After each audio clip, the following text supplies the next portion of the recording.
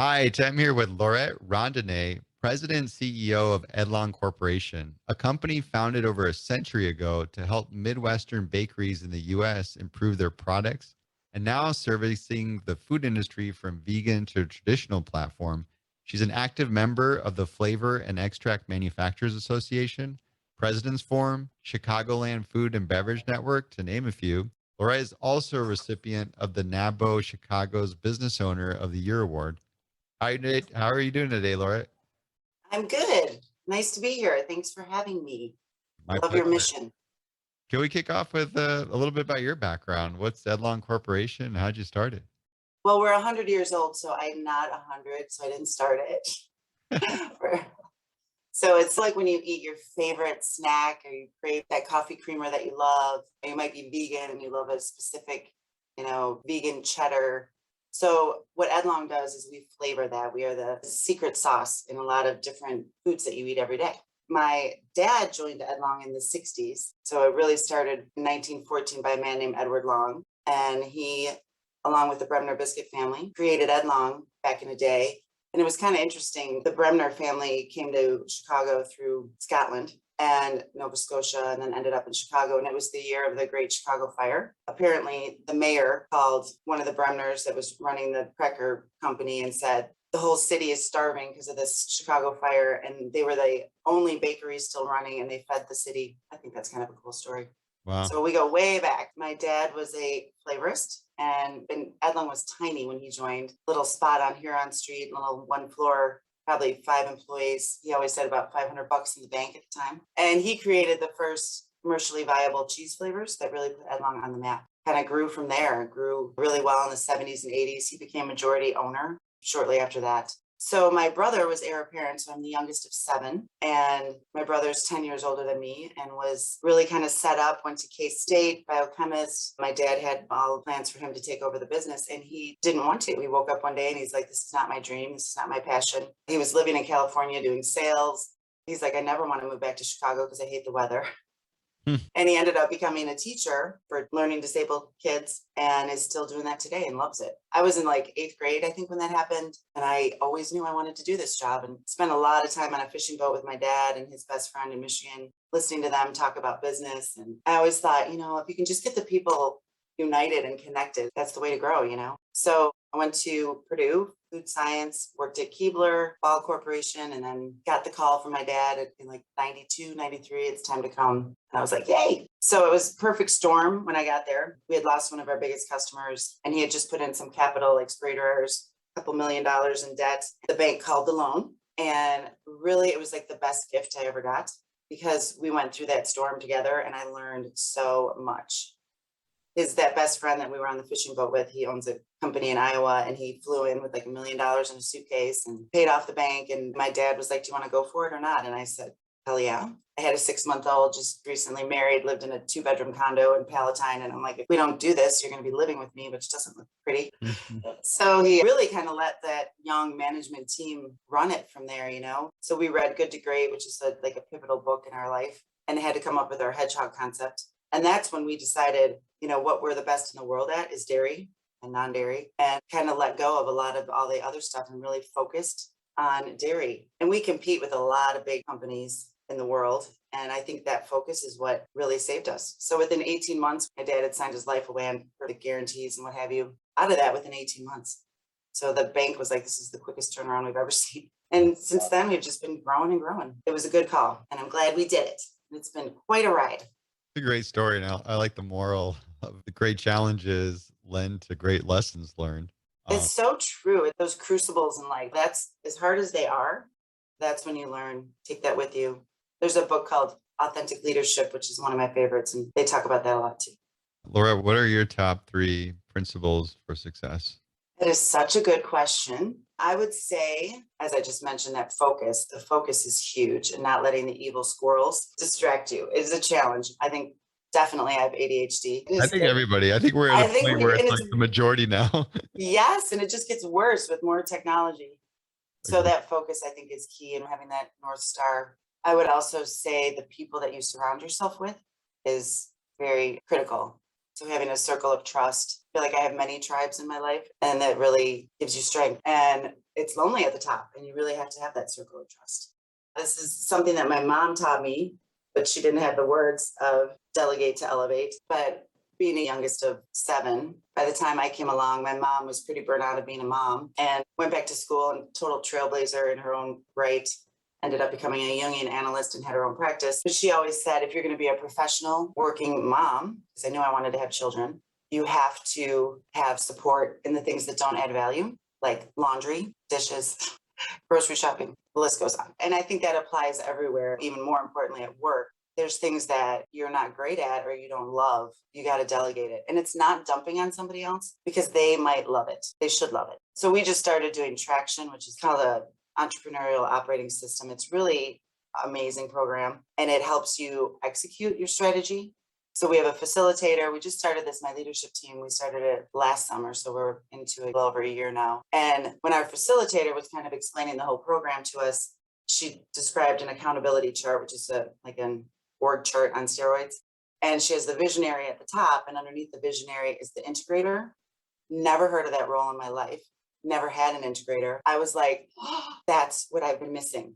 So the integrator, which is my CFO, Brenda, and she's an amazing integrator, does all the detail stuff, all the stuff that I hate, reading legal documents. So the visionary is around culture, relationships with the employees, of course, big relationships with customers. That's the stuff I love. That's my passion. And admittedly, really not good at some of the detail stuff. So it's just changed my life. And she loves it. She loves being an integrator. She doesn't love doing the stuff that I do. So it's a great partnership and it really works out well. So being able to see, I mean, there's even in Traction, like a tool that you can use and you put quadrants. In the left quadrant, it's what you love and what you're passionate about. And in the bottom right, it's what you hate. And we're forced to do that every quarter. I mean, it's not something you do one and done. It's constantly really going, is this useful time for me? Valuable time. Yeah. Those are my 3. Thank you for reminding me. All right, Laura. So then this is where it gets fun. Like, side note, I typically imagine the audience are like high school kids, right? Because if you tell them to be empathetic or, vulnerable, like it doesn't have much meaning. So how do we sort of get into like turning into practical? So let's do the first one, focus. You mentioned that as one of your principles. How would you take focus? And this is a common one. Like I could struggle with it. This is why I have pen and paper in front of me and I'm constantly taking notes when I do these interviews to take those little ideas that pop in my head, write it down and get back into focusing. How would you turn focus into a practice? Kind of back to a little bit of what we were talking about of technology. And I think high school kids and all of us trying to get a clarity break where you can sit and think for a hot minute is a real challenge. There's so much coming at us that I think that's why the focus is often so hard. And back to Traction, that is one of the things we're supposed to do at least once a week is find like 2 hours, which sounds like easy, but to put pen to paper and turn off your phone and your computer and let your mind kind of wander. What do I want to do? Really kind of listen to your inside voice, which is hard to get to, and hear what your voice is saying instead of maybe all your friends, your teachers, your parents, particularly, and really hear your own voice. You got to find some quiet. One of my friends turned me on to Headspace. And I think that kids like in high school and college know about this well before we did, but it's a great little app where it does all, there's all sorts of stuff, but it helps to meditate or to even just quiet your brain down a little bit. It's interesting because meditation's like essentially a mind exercise of its own. Mm-hmm.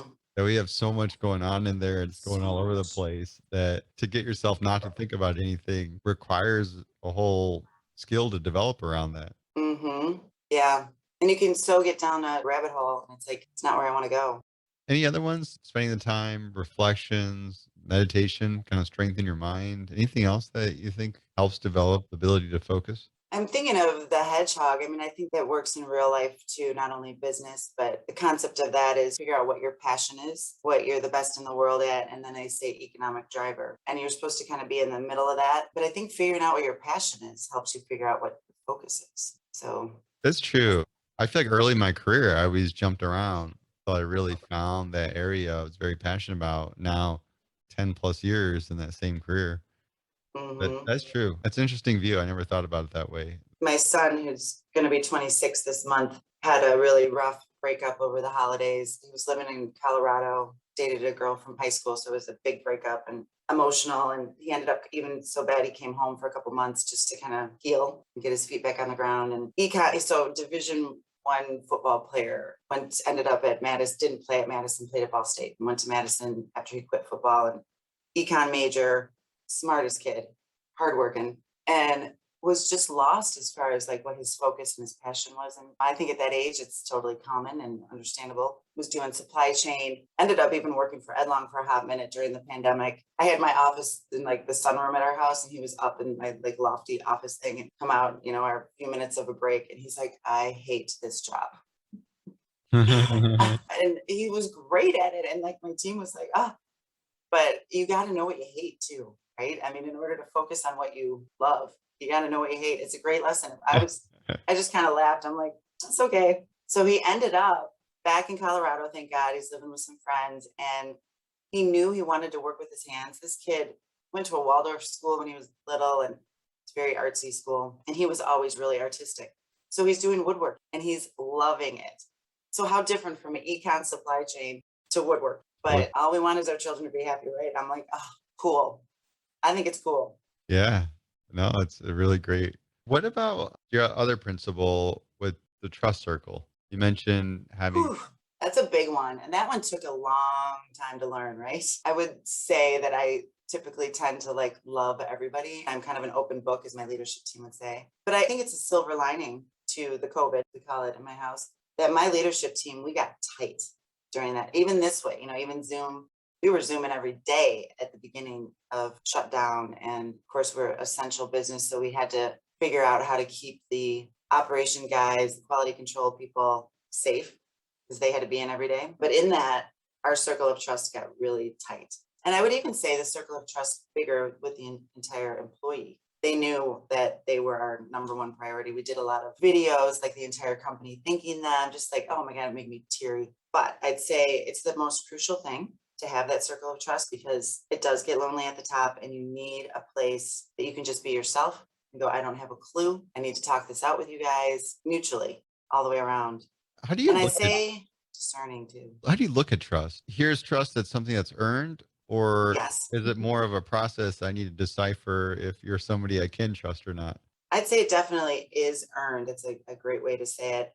I grew up with a dad that said, trust no one. So there's that. I mean, you have to trust somebody, for God's sake. I feel like you don't want to be over trusting where you can put yourself in a bad spot to be taken advantage of. But at the same time, you don't want to be the other way and not trust anybody. Then you won't have your circle of trust.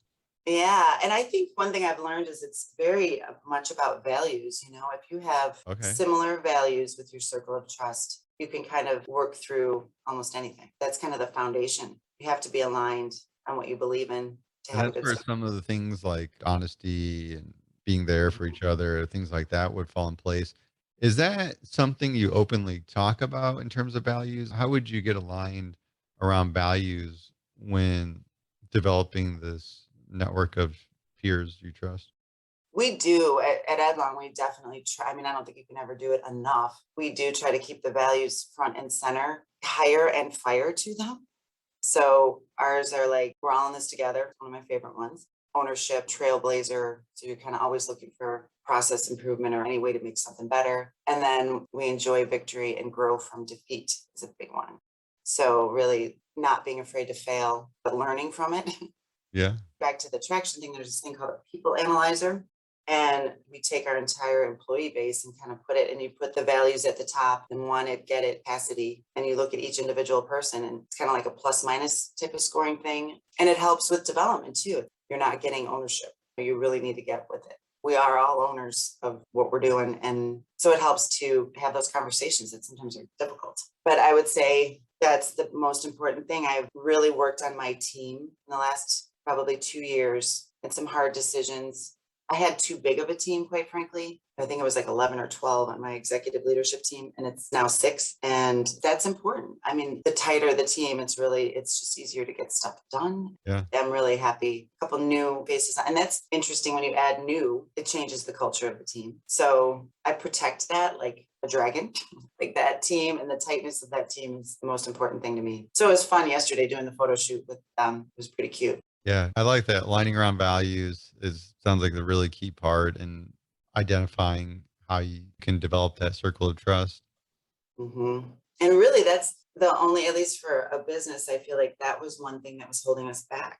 Like we had a great strategy and great people, but that team I didn't quite have. And it's made a world of difference. And back to that delegate to elevate, it's like you don't have that team around you to do that with. You can't do everything. Yeah, let's talk about that one. Let's talk about like how do you turn that into a practical one? Right away, I think of the early stage entrepreneur where you're kind of going from just a solopreneur and you need to start Yeah. building a team around you. This comes in a lot of different shapes and forms, whether you're starting an agency, consultancy practice, something creative, doesn't matter. But a lot of the greats always start with just one person, and then that's what the company ends up being. At the end of the day, I feel like today, even with the business I run with 30 employees, I don't end up doing a lot of the work myself. It's actually more about how much time thinking and delegating than actually doing the stuff yourself. That's so true. How would you wrap your head around that for somebody that's so not used to it, and to them to get a sense of like, how do you go about doing it? Yeah, I think you have to be very creative. And again, kind of sit and think about it and take the time to go, what can I outsource? There's so much that we do that virtual assistant is an amazing concept. And running your calendar, like we were talking at the very beginning, I think probably both of us don't run our own calendars. And sometimes that can be frustrating because you're like at the whim of whatever your calendar says. And you're like, wait, I need a minute to breathe. But I think in order to scale back to entrepreneurial, you have to learn this practice because you can't scale just one human being doing it by yourself. And what can only you do is what you got to figure out. And what can other people support you and do, and maybe even do better than you do in most cases. That's also true.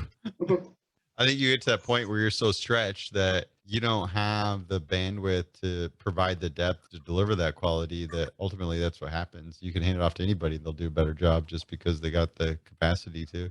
Yeah, and energy, right? I mean, I think that's what's our only resource is time and energy, though, too. I think you can do stuff that just drains you, or you can do the stuff that lights you up. Yes. And Yes. it's And then that keeps you motivated and focused on your strengths. And then it's not a job. This is totally, life is a marathon here, and figuring out what you love and what lights you up is really important, or else you're just not happy. And that's not good for anybody or Yeah. your kids, or you know what I mean? And like, yeah, they like to see us happy. Back Very to the true. mother guilt thing. I mean, there's often I have the mother guilt stuff, but I do know my kids like that I'm happy. I'm trying to think anything else around delegation, maybe sort of listing out what you like doing, your strengths and weaknesses, and kind of thinking I about. think that tool I was talking about, that you really sit and take a minute and quadrant it, what you love and what you're good at. And then it's like what you like and you're pretty good at, and down to what you hate and you are really bad at. But kind of quadranting it kind of helps. Yeah, yeah. That's a really good way to look at it, is to kind of map that out and be conscious hmm about it. What is the best mistake you've ever made? I've made a lot. I'd be concerned if you said you didn't. Right. And I think, I mean, just in general, there's a book called, I'm saying all these books and I really don't read as much as I should, but I sound like I do. Mindset. And I swear you don't even have to read the whole book. And it's really not like mind blowing, ideas in it, but it talks about not being afraid to fail. And I think that is just huge. I think they talk about summa cum laude, whatever, valedictorians of classes, that those sometimes aren't the best hires because they're afraid to fail and they want to keep that standard. And you want people that are not perfectionists like this, more at the end of the day, that they really will take the risk, take the chance. So we try to make sure that our employees feel that way. It's like, it's okay, take the risk. Better to do that than not. So my favorite mistake, I think one big one that always comes to mind, I worked in production for like 2 weeks, which is, it's heavy lifting, cheese room, stinky. I just never experienced it. So I wanted to just kind of get a feel for what it, and for us, it's men, what the guys go through. This was many years ago, came out of that, totally had ideas. And I ran to my dad and I'm like, we got to make this not so manual. These guys have to lift like 100-pound drums. And I think we could really automate some of this. And he kind of let me run with it. And we had an operations guy at the time. So we put in at least $1 million. And back in those days, there was a lot Yeah. of new equipment.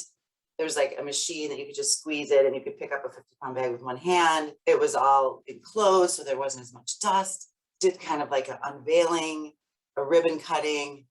It was the biggest failure ever. It was horrible. And the lesson learned was we were not taking what the guys wanted, needed, all of that into account. They had to clean 10 times more. So that whole enclosed, we're like a batch kind of operation. So it's not like we run one thing all day. It's, you know, there might be 10 batches a day. So in between every batch, you got to clean. They were like, it was taking them 10 times longer to do everything that I thought we were automating. So at the end of the day, we pulled it all out. I just was like, oh, I felt so bad. And now we're in the process of really, we just bought another building in our neighborhood and going through figuring out what we're going to do and how we're going to equip it. I have not forgotten that lesson where this is the guys and men and women that are in that building every day need to really make it their own, not Oh, mine. that's like such an important lesson. Yeah, it was. Yeah. I mean, it carries on in life. It's like who's closest to the situation really needs to have a voice at the table. Yeah. So my dad was a little mad at me on that one. I remember, but I'm like, dude, he signed off on it too. So I'd say it was both of our mistakes. I got kind of thrown under the bus on that one. Yeah, I like it. You got to collaborate with the people closest to the work. Hmm. Laurette, this has been great. I appreciate you taking the time and sharing some of your experience with us.